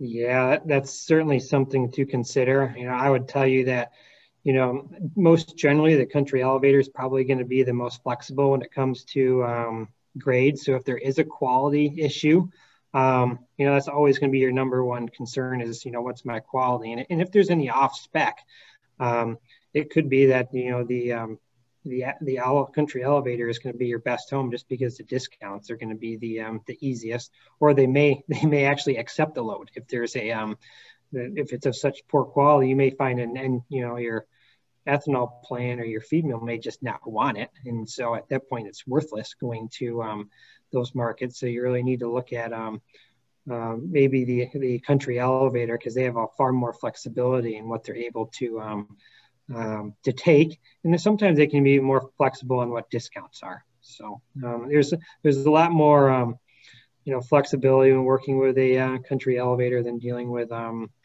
an end user, especially when it comes to quality factors. Right, and just to piggyback off that, it's something to consider when you choose who you execute a hedge with, right? So if I were to execute a hedge with an end user, and now I have a cash contract with that end user, and now I have a quality issue that I cannot deliver on that contract, now I've got a big problem, right? Whereas an elevator certainly gives you some flexibility there. Yeah, you know, we see that a lot on wheat. We have a lot of wheat mills that will you can carry HTA with, but you know, if we have a vomitoxin problem or a test weight issue, it's going to be really hard to meet those quality specs and fulfill that obligation. But if it was carried with an elevator, they could find a home. It could be the elevator, and you can take it, you can fulfill your obligation and move on. So it's a great point, Chris. Well, and adding to add on to the wheat, and a lot of folks don't understand this, and I don't mean to be blunt, but once your wheat is not milling quality wheat, that premium market is no longer there. And if you have that obligation to an end user from an HTA or a future standpoint, that obligation does not just disappear. Back to say some of your examples, Matt, there. If you have a futures obligation, a hedge to arrive with an end user, and you cannot meet their quality specs, that doesn't mean that you're forgiven on that HTA. That obligation is still there, but you can no longer work those bushels into that end user due to quality. Or the alternative to that is there's just no way that you can deliver on that, and you have to find a way to cancel it. Now you're subject to cancellation fees, to market differences that we've seen this year could be, pretty extreme, that, that can put a farm under in situations like that. So depending on, obviously, your other risk programs such as insurance and that kind of thing, but, it's additional risk that's there. So what, 4 no, actually it was more than that. It was probably 5 years ago, vomitoxin statewide. Everybody had it. There's nothing worse than telling a guy, that you're gonna have to dock a couple bucks for his wheat because that is the best market that you can sell into. It's not going into my pocket, I can tell you that. But you look for those next best markets, and with your third party hedge or your obligation elsewhere, you have that flexibility to, one, take advantage of a premium market if it is out there, but two, still fulfill that futures obligation. And I guess what I'm saying with that is, say you hedge $7 wheat, and at harvest it's now currently $5. It's up to that end user on what they want to do with that $7 HTA, because you're out of contract spec. So I know that this is going to be really basic for like 90% of people, but an HTA is a hedge to arrive. So just in case, so people were using it interchangeably and they're the same thing. So just for maybe a handful of people. Gotcha. Yeah, Matt, did you guys go over hedge to arrive contracts? So, yes. Yeah, we talked about them. I'm not sure if I called them HTAs though, so I just wanted to put that connection out there. Gotcha. Yeah, some people refer to them as like futures only, but I think most generally HTA is the most common term used in our industry for a hedge to arrive contract. So, and not just to pick on the wheat guys. I mean, we've had quality issues on corn in the past as well. We've had, vomitoxin in corn that have made it unsuitable for ethanol production. We've had test weight issues in corn. Even as recently as 2019. So, it's not just a wheat issue. It's applicable to all commodities. Let's move to some of Roger's questions. So this is kind of related to, I think, a question we got before, but in an average year, and so we have kind of average year in quotes. What is the max percentage of corn or soy I should consider to price at March, July, November? Is there any sort of kind of guidelines for again, an average year? Yeah, you may want to look at doing it in thirds. You could be, having a third market ahead of being planted, maybe being 2/3 once it's planted and you have a pretty good idea of what production is going to look like. And then obviously, that last third, it's all going to be a matter of if the grower has space or not. I mean, if a grower doesn't have space, he's going to need to have all of it priced by November. But if a grower's got space, he has the ability to ride it out a little bit. And obviously the drawback to, say hedging 100% of it in March or something like that is that you open yourself up to production risk and you can't fulfill those contracts, right? So that comes down to how you execute your hedge, whether it's, with a cash contract with an elevator, or you're doing it through a broker that you could buy your futures contract back. and again, what your insurance programs are. So, at MAC, we don't allow you to market a certain percentage of your expected production before it comes. And that's why, just to protect the grower against that production risk. So not to skirt the question, but at the same time, again, it matters to each operation individually, for sure. I guess one thing, Matt, is, as I mentioned earlier, I always push for guys to make many small sales and take an average. Those are not always on up days. Some guys will start marketing and say they're looking to market 10,000 bushel, and they're beginning of June. He starts contracting, or a guy starts contracting, and he does his first 1,000. And it's at 425, and the market drops the next day, and the guy feels great about it. He's like, I just contracted 1,000 bushel, market pulled back. I made a great business decision. That guy still has 9,000 bushels off of his APH that he needs to market there before harvest. That you made a great decision for that day on 1,000 bushels, but your 9,000 bushels is still subject to market risk that you need to protect. That's one issue I do run into with a lot of guys. Is they make that first sale, they're very happy with it, and then all of a sudden more is known about the crop. We start to work towards those maybe gut slot harvest values, and they freeze. And that's where, as I mentioned before, you've got your two different growers. You've got your guys with space, and you got your guys that don't.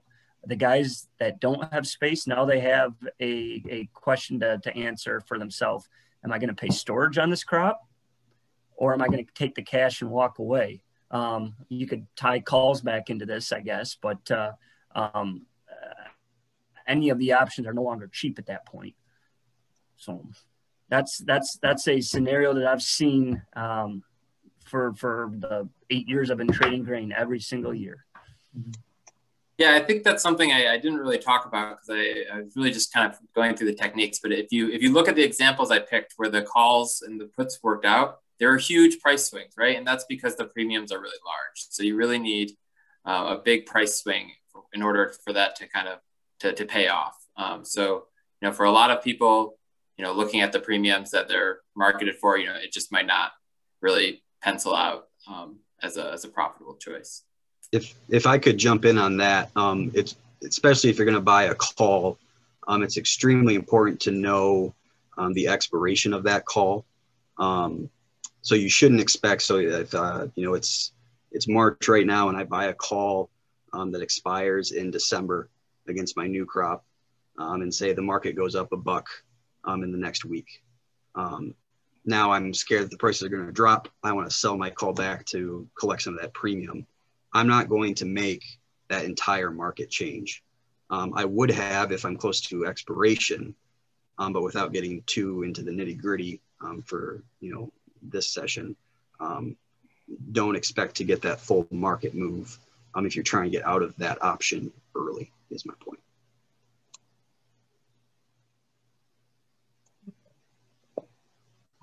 Maybe we should go ahead and do one more question off this batch, and then we'll throw up the second poll. So I think the third most voted question was, how do I add value to my crop once it is in the bin?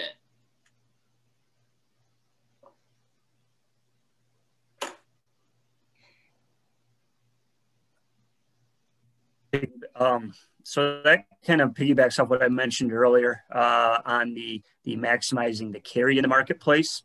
This year is a poor example of trying to illustrate how to add value to your crop once it's in your bin. I recognize a lot of the names of folks that are on today, and I know I've had a lot of these discussions with some of these folks. But we look to take and add that carry, that value and space onto your price. So we would look to roll your DC HTAs on corn, say out to the March, then to the May, then to the July, and then look for a basis opportunity maybe for the summer months if one doesn't present itself before that. If the spreads do push out from, say, DC to July, usually a number you shoot for is around that 25 cents to keep it just black and white, not get too nitpicky on it. you would do so. And I guess for what I'm talking about to the guys that maybe haven't marketed this way is the spread between December futures and July futures. So when you pull up your pricings, when you look up at the Chicago futures values, you'll see, say December corn futures trading right around that 480 number. And you would look at July now of 2022, and that's trading at, I don't have them in front of me right now, but say about 12 to 13 cents carry. It's 96. Okay. 96. So yeah, you're looking at what, 16 cents? What is it? 13 cents. Pushing right out there. 13 cents. That hardly covers your interest costs. So you would maybe leave that HTA in the hedge to arrive into December with anticipation of a big crop, working that spread a little bit wider to add additional carry to that marketplace.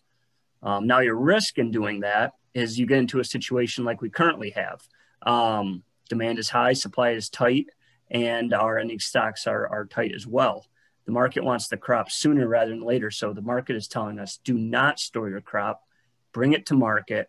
We are not going to pay you to roll those HTAs, to store that crop in the bin. And that's your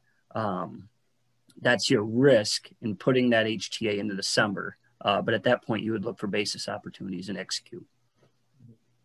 Nick, how does that work against picking my basis as a producer? Right? How do I play that against choosing a good time to lock in the basis? Well, if your futures are already covered, you have time on your hands.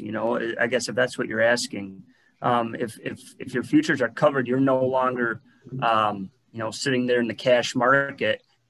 You have a little bit of time on your hands to, one, depending on the market situation, be rewarded for that time, and two, drag your feet and look for those basis opportunities. And when I say basis opportunities, I'm talking, maybe a minus 35 off the combine and a minus 20 basis for December shipment.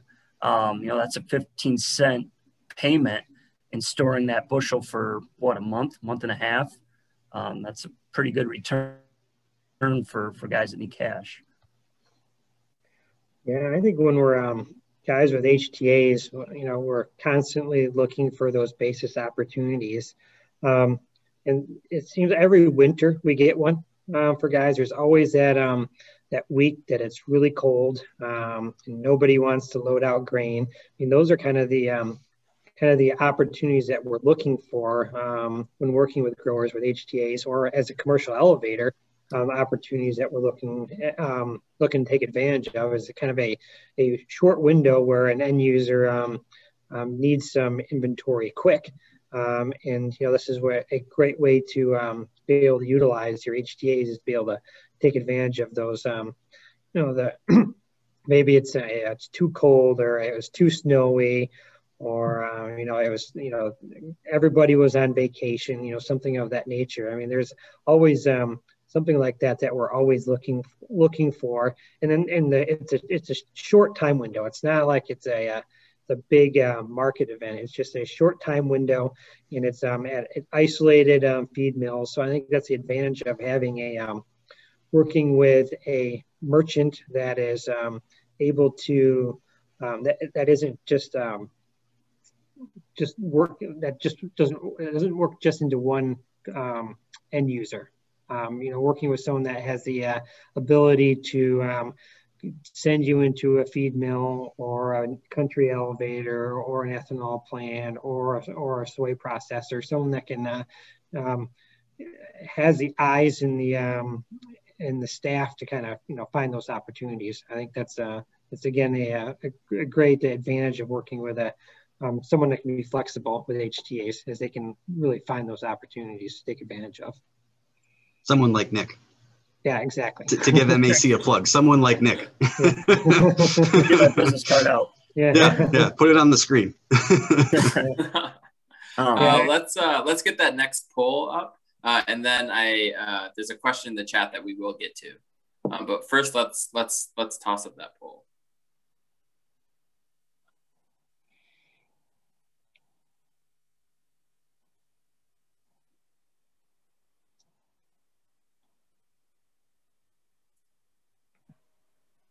The poll should be up now. I don't know if you want to hit that other question, Matt, and then I can show these.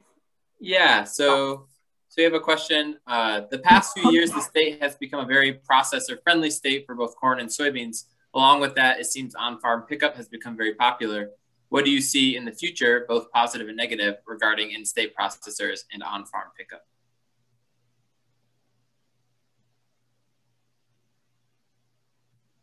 Oh, well, I think the great thing about the increase in in-state processing is there's more opportunity for growers with space or even growers without space. Is there's strong demand for the crop that you are growing. So ultimately, that that should lead to a stronger basis environment, but it also should provide for better marketing opportunities. There's more people that might need grain at certain periods of time, and it could provide more volatility, and volatility provides, the opportunity for better, basis sales down the road, especially for guys that are that have on-farm storage. I guess to go on a negative of that, and I think that's great. I mean, we're working bushels into the marketplace that they're most needed, and that's where we like to work with a lot of these producers and say, okay, your bushels are, they would work great into our facility, and we'll gladly take them into our facility. But we're looking at this marketplace at this part of the state or this area, and that's where we should be moving your bushels here today. So I think on-farm direct ship, it does continue to grow, does continue to, maybe give that producer a little bit of leverage on where his bushels do go. But what's nice is especially working with us, and not to, and others give, offer this service too. So I'm not going to just say that MAC is the sole provider of FOB bids, because we're not, but we have the facilities throughout the state as a backstop for both quality concerns as well as, cash flow. Say these bushels need to move because you have XYZ payment, John Deere financials needed at the end of the month. Well, we can do one of two things. We could start moving these bushels into a feed mill. The basis is great, but he's going to only take 2 loads a day. Or we can rock out 20,000 bushel a day. We'll move it into our place, and we'll have a check in hand by the end of the business day. So that's where you got to weigh those 2 different options. But a negative on that is grades. Robert touched on it earlier, and we run into it all the time on direct ship business. We get into an end user, and a guy gets dinged for 15.1, 15.2 moisture, and he's frustrated. They're frustrated. She's frustrated. We have very little control over that. We have no control. We have no control over how someone else is going to control grades. So a feed mill on your bushels, a feed mill hits us with a 15.1, and they're going to shrink that bushel. That is a pass through. We're dinged by that 0.07% shrink, and that's passed on. That's not going in our pocket. And we have this conversation. Guys are frustrated, and I get it, but direct ship is on thin margins as it already stands. So for us to eat that, now all of a sudden the individual you're working with is losing money on those bushels because the corn is too wet. 15.0 is dry. So that's a tough conversation to have. I would also add just, back to more generally, more in-state processing in general is going to mean better basis values to the producer, but that doesn't mean that bushels can't escape the state, right? So there's still going to be instances where it makes sense for bushels to flow maybe into Ohio or maybe even into the export market, even though Michigan still has all this in-state processing, right? And, just off the top of my head, if there's a giant quality difference between 2 different regions of the country, right? Maybe Michigan has, really good crop year, quality was really good, but then there was a VOM issue in the Southeast or something like that. That's going to pull bushels away from the Michigan ethanol market by rail, most likely. So just, keep that in mind. Overall, it's a good thing for, producer basis. But understand that doesn't mean that your bushel is necessarily going to go to one of those processors. we get the poll results up? Oh, they were all popular. All right. That's pretty even. Yeah, that's pretty even. So I think you can just pick what you think are your favorites. Well, I think we're big supporters of target orders. I mean, we've pushed target orders with growers for forever, and I think that's probably the maybe the one that we should touch on first. It did get the best results, so we can. Why don't we do that? Chris, what was it? Was it 2 nights ago? I have ProfitX up here now. Yeah, I think it 2 was nights 2 ago. With that movement that we had on the overnights. I mean, for folks that don't know, these markets, well, they're open now. You know, they open at 8 o'clock every night. They trade until 8:45 in the morning, and they take a little coffee break until 9:30. So these things are trading throughout the night, and sometimes we see some of our best values on that night session. I'm pulling this up here now, but what was it? We had quite a move there 2 nights ago on the overnights, and then we actually, I believe, closed a little lower on the day there for Monday. And I had guys that had targets fill. Was able to call them during the day there on Monday and say, hey, we had a target fill out for you on the overnights. However, if you want to sell additional bushels, we're 10 to 15, 20 cents lower. So I tell guys, if they have a value in mind, these targets, they don't cost anything. You tell me you want to sell a certain value, we put that target down in Chicago, and once that value hits, it fills. It's automatic. It takes the weight off our shoulders. It takes the weight off your shoulders.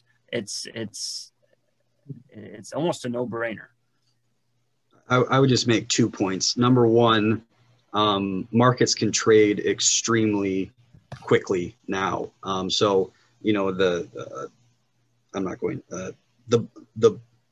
a lot of trades are made by a computer, not by a person clicking a button or calling someone and telling someone to, you know, write a contract on the floor at the Chicago Board of Trade. That's not how it works anymore, right? So millions of contracts can be traded in a millisecond these days. And that means that there can be very fast market moves that maybe you won't even see and maybe not even be able to take advantage of. The best example is when a USDA report is put out. One was put out today, actually. You know, like you'll hear about the WASD report. You know, when that report is released, the market tends to react pretty volatilely within, you know, a second. And sometimes that means you only have that second to take advantage of that price movement. My second point would be that putting in target takes emotion out of the equation for the most part, right? So it's easy to develop a marketing plan with your merchandiser, put in targets according to that plan, and as they hit, you don't have the choice to remove them. Obviously you do, but it's more of a, you know, you have stake in the game at that point. You're saying that I'm willing to sell there, and then you'll do it. So it's a good way to keep yourself loyal to your own merchandising plan, would be my point. Yeah, and I think the important thing is if we see a lot of these get canceled when they get close. That's probably one of the more frustrating parts about target orders is a lot of growers will cancel them, and you know, you just got to if it's a price that you find is attractive to you and it provides you the return you want, you know, there's no reason why you need to pull it. You know, let it fill. It's not gonna. The expectation is it's not 100% of your production. It's you know, a portion of your sales, and then you can put another order in at the another leg higher. So it's part of Nick's. You know, as Nick mentioned, many small sales. This is just a great way to you know, make sure you get something sold before you have to move your grain. Yeah, I think that hits on an important thing is that, you know, you don't want you to be the only one who knows your marketing plan. You want to kind of lock yourself into it and like have some commitment devices. So just like the psychology on that is, you know, tell your spouse, tell your merchandiser, tell your banker, you don't want it to be a secret. Yeah. And then Yeah, there's one question, if we can just really briefly, these overnight markets, you know, Asia, Europe, where are these trades taking place? Chicago. As far as, yeah, so as far as who initiates those trades, it can be anyone. I mean, obviously, you know, some of those run-ups are because you have Asian participants in the market that might be buyers or sellers, but anyone can participate. So hopefully that answers that question. Again, a lot of it will be computers. So.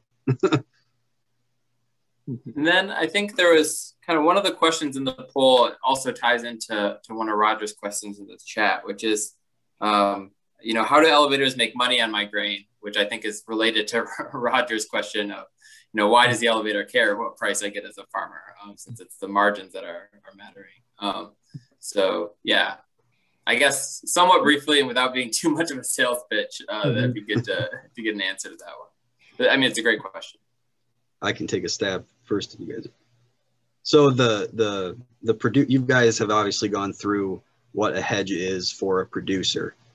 As an elevator, in the grand scheme of things, the product that we take in, we do not significantly change on the way out, right? So that means that we can also hedge sales, right? So if we're able to hedge the purchase as well as hedge the sale, that eliminates the futures ultimately. So what does that leave in our, you know, cash contract equation? That leaves basis as far as what the elevator is going to make their margin on. So I think that's an important concept, is that elevators like to share market information to the grower, to be that go-to marketing person, because we want you to get a good cash value on your contract, right? I can make money as an elevator by buying grain really, really expensive and selling it really, really cheap and still making money, right? So everything that we give you information-wise is designed to help facilitate you get a better cash price, which I think is an important concept to understand. Yeah, I would just go to say we'd love to be able to pay, you know, farmers $5 for corn every year and then sell it for $3 to the end user. That would be great. And we can do that because we're hedgers. And we are, you know, that's Chris's job, is to make sure that we are 100% hedged every single day. We're not speculators. If we were speculators, we wouldn't be in the business anymore, because we would have been bankrupt, you know, the first week that we were in business.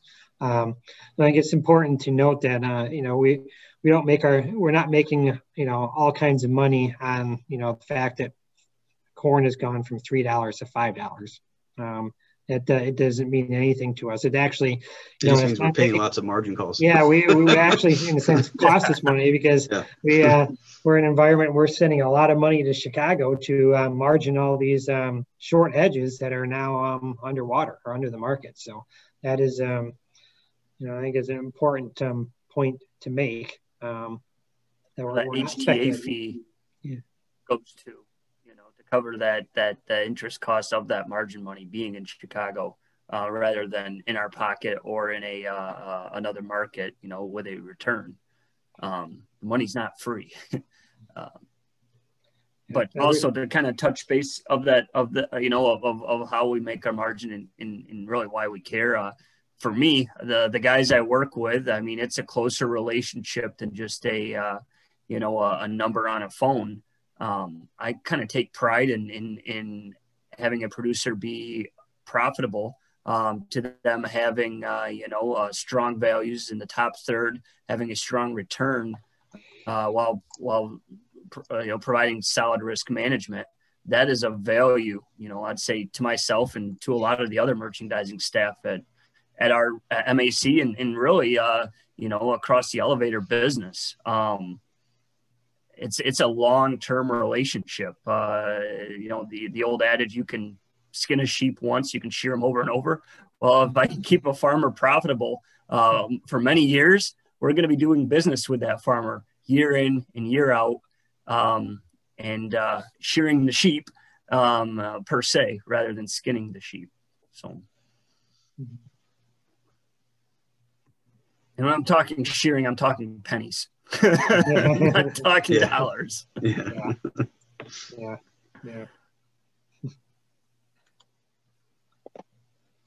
So yeah, maybe we can hit.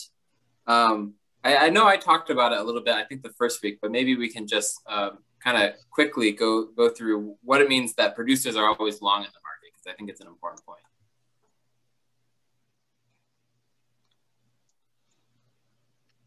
Well, who wants it? Yeah, I'll go with that. I've got a little note here, and it kind of ties into your call options really from the earlier slides. But you know, so as a producer, you're long your crop at ultimately your cost of production. And when I say long, I mean own.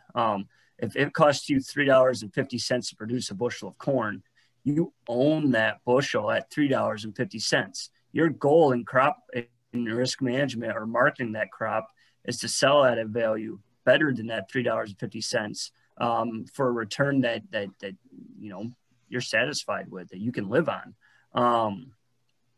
So in looking at it from that standpoint, you need to market that crop. You need to sell that crop. You're already long. As soon as you sign your 3-year lease agreement, you're long for 3 years, really. You know, I mean, there's obviously you can get out of lease agreements, but to some degree, you're already long the next 3 years worth of crop. So say you sell 100% of your 2020 crop, like I am myself, missing out on some top dollar trades. But what I am is I'm planning on producing a crop in 2021. I'm planning on producing a crop in 2022 and for many other years. So I start to market those crops at what I believe are solid values that have a return, because I am long at my cost of production. And that's where I get a little skeptical of guys buying calls against HTAs is until you're 100% sold on your very last bushel, you're doubling down on those bushels. You know, and Chris can put this in better terminology than what I can, but you still have more bushels to market. So why are you getting caught up on one set of bushels, that 5,000 bushel lot? So say you sell your crop, you buy your call thinking you're going to take advantage of higher values. Well, that's great, but you still have other bushels that you need to market.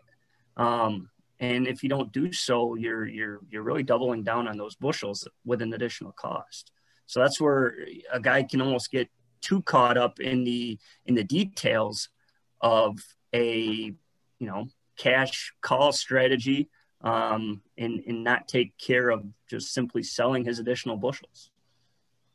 Yeah, just to go off that, Nick, is, sell your next bushel, right? So in the instance that Nick is talking about is maybe someone hedged back in the fall, prices have rallied, and they're thinking about buying calls against those lower price HTAs to maybe take advantage of additional rally.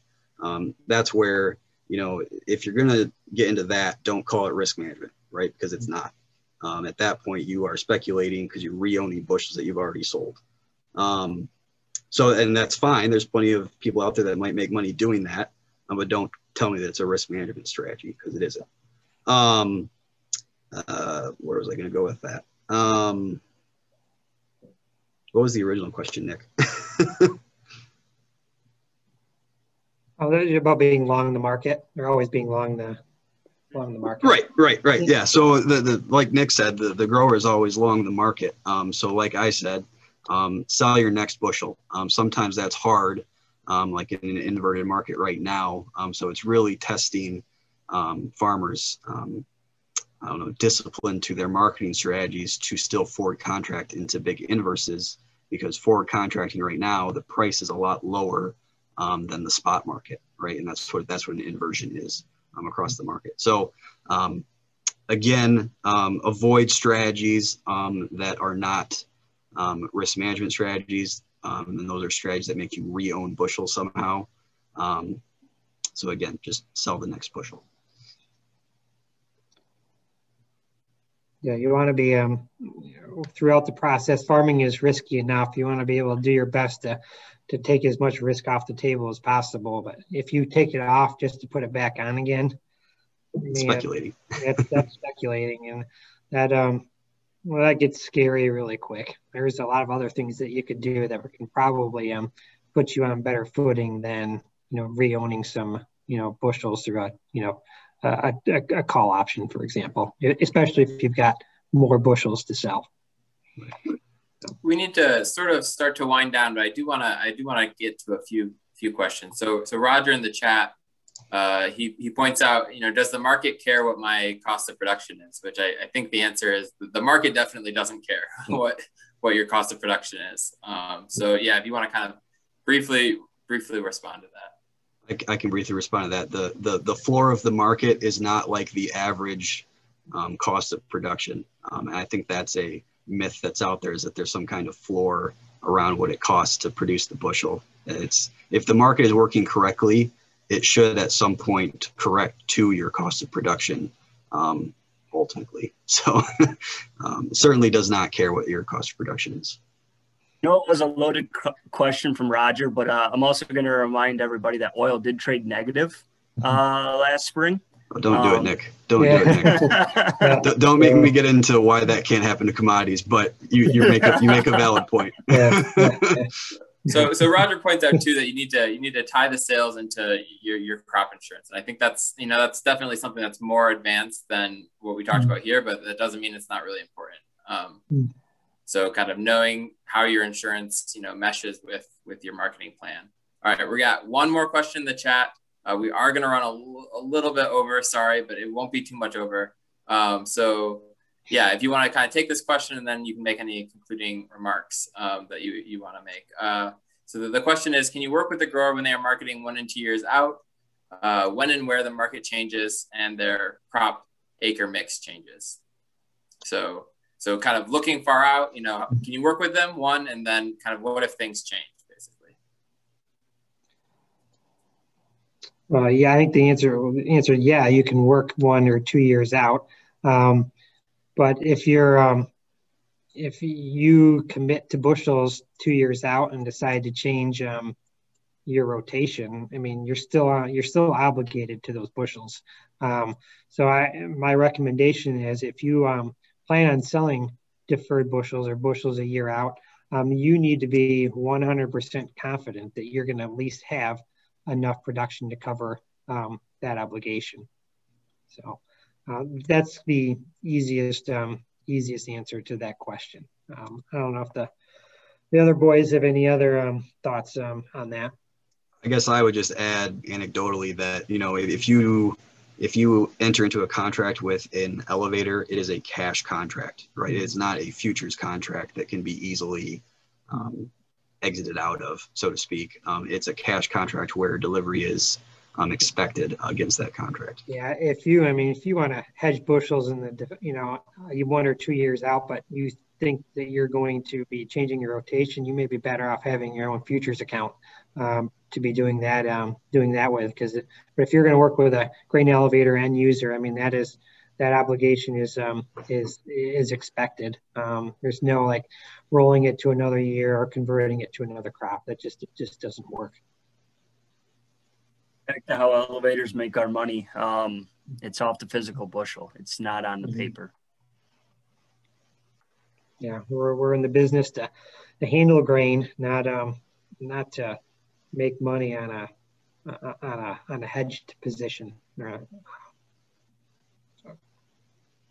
Great. Yeah, thank you all three of you so much for joining. I think that, I learned a lot, and I hope our audience learned a lot as well. Really appreciate it.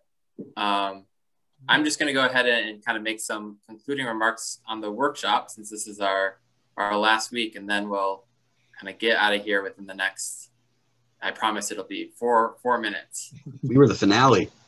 Yes, this is the finale. Yeah. I think it will be an anticlimactic one, but nevertheless, here we go. So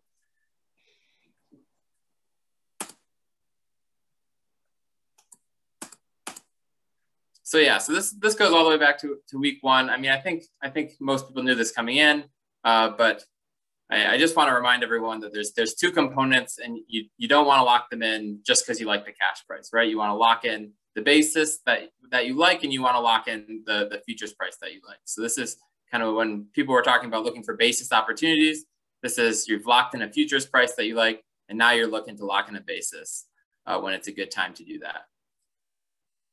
So this is the pricing decision chart. If you didn't get this, we'll send this out again, and we'll make sure that everyone kind of gets an access to where these are stored. This is not a secret. We don't want this to be a secret. We want this to be easy to find and helpful to you. So in general, futures prices are hard to predict, but basis, kind of looking at that historical basis and how it strengthens across the year seasonally, it's a bit easier to predict. So, if the basis is really weak right now, we might expect it to strengthen kind of back to its average levels. And then kind of knowing when to get out of a hedge with break-even basis. So kind of knowing when it's the time to kind of take advantage of the basis where it's at and when you're not kind of getting paid for storage anymore. So that's something that we covered in week 1 as well. So this is, we talked about this, and so it kind of ties together nicely. Knowing your cost of production is really important. So it's important for marketing, but I'm actually a production economist, so I think it's just important for farming in general to know your cost of production, kind of regardless of what your marketing plan is. It's important to know inefficiencies and kind of how you stack up versus kind of averages of your neighbors to be looking for opportunities for improvement. So I have this link in here. This is a crop budget estimator. And I actually, just before I logged on, got an email from John Laporte. So March 30th, there's going to be a workshop to go through how you come up with your cost of production. So we'll make sure everyone gets a link to that too. I think that's another great resource. Kind of knowing your time value of money. So, it costs money to store grain, but you make money when you store money. So I stole that from Nick. He wrote it on the sheet, but it's true. So, what interest are you paying on your operating loans? And what's your storage cost? That's going to really drive kind of whether it makes sense to store or not. And that's going to drive kind of the marketing choices that you make. So we talked about this a lot, so I won't dwell on it, but having a marketing plan and having one that's flexible. So, what am I going to do if prices go to this? What if I'm going to do if prices go to that? Having a plan that still has your bushels getting priced, before harvest. And then kind of when you think about marketing and the scope of your whole business, how much risk can you afford? And that's going to vary. There's no one right answer to that. That completely depends on your farm and your operation, and maybe even what's going on off farm in terms of your income, in terms of what sort of risk can you afford to have. So that's all I have. It was really fun being here. I really appreciate all of you coming back. And so there's a project in the works to kind of get this, the content that was delivered here into a class that will actually go up at MSU as an online class that you would have. It would be free. So kind of if you wanted to come back and review the grain marketing basics that you learned here, we're trying to get that organized, and we'll make sure that we get that link sent out and posted once that's available. But yeah, and always feel free to email me with any questions. All these slides will be available and my email's in there as well. So with that, thank you so much. And please, if you could fill out this closing poll, and then that will call it a wrap.